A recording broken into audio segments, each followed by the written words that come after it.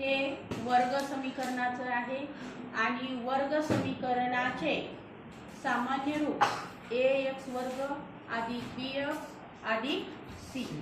पण या समीकरणावरून आपल्याला अनेक समीकरणाच्या a ची किंमत किती आहे, b ची किंमत किती आहे, c ची किंमत किती आहे।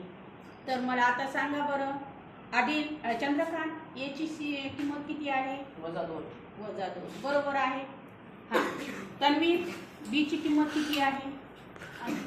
+6 बरोबर आहे।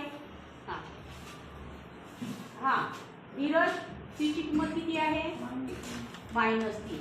म्हणजे तुम्हाला या साहित्यावरून तुम्हाला ABC च्या किमती किती आहेत हे आपल्याला ओळखता येतं।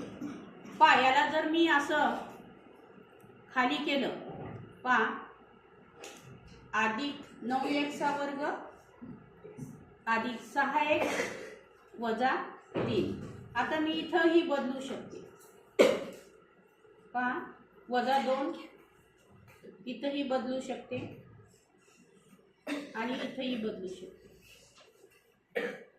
पहा 9x वर्ग अधिक 7x वजा 2 याच्यावरून ABC च्या किमती आपण काढू शकतो।